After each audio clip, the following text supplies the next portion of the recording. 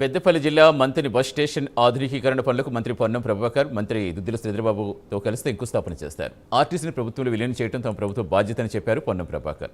Peddapalli depot ఏర్పాటు చేయాలని నిర్ణయించామని తెలిపారు. 2027 గోదావరి పుష్కర్ ఏర్పాట్లపై సీఎం రేవంత్ అధ్యక్షతన సబ్ కమిటీ సమీక్ష నిర్వహించనుందని తెలిపారు. గత బీఆర్ఎస్ హయాంలో ఆర్టీసీ నిర్వీర్యమైందని మండిపడ్డారు మంత్రి పొన్నం ప్రభాకర్.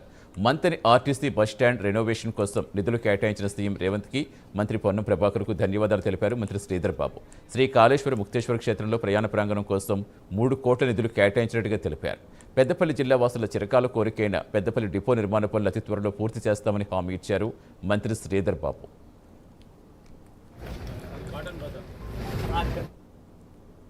బస్ స్టేషన్ అభివృద్ధి కానీ, అదేవిధంగా ముక్తేశ్వర స్వామి కాళేశ్వరం సంబంధించినటువంటి అక్కడ బస్ స్టేషన్ అభివృద్ధికి సంబంధించిన నిధులు కేటాయించి ఈ రోజు ఇక్కడికి రావడం జరిగింది.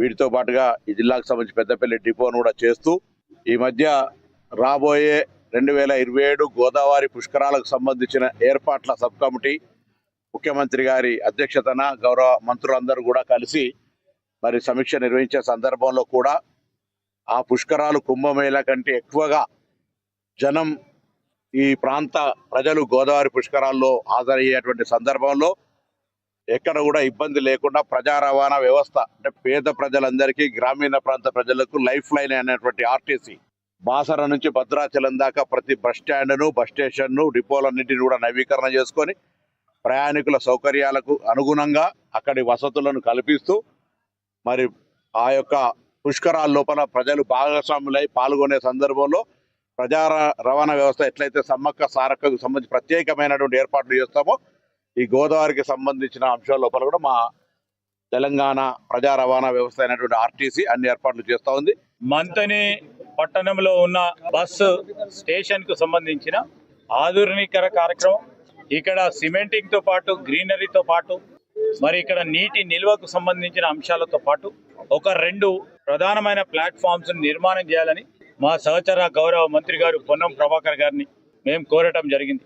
ఈరోజు చాలా ముఖ్యమైనది కాళేశ్వర ముక్తేశ్వర స్వామి ఆలయ అభివృద్ధి భాగంలో ఆర్టీసీ పాత్ర ప్రధానంగా ఉంటుందని వారి దృష్టికి తీసుకెళ్ళాం.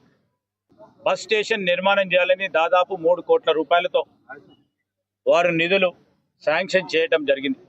ఇవన్నీ కూడా మా ప్రభుత్వం ఏర్పడిన తర్వాత ప్రజాపాలన భాగంలో ఈరోజు బస్ స్టేషన్లకు సంబంధించి ఇంత పూర్వకం మరి ఎప్పుడు లేని విధంగా అనేక సంవత్సరాలుగా పెద్దపల్లి జిల్లా వాసులు అందరూ కోరుతా ఉన్న సందర్భంలో పెద్దపల్లిలో కూడా బస్సు డిపోను శాంక్షన్ చేసి నిర్మాణ కార్యక్రమాలను కూడా పర్యవేక్షించడం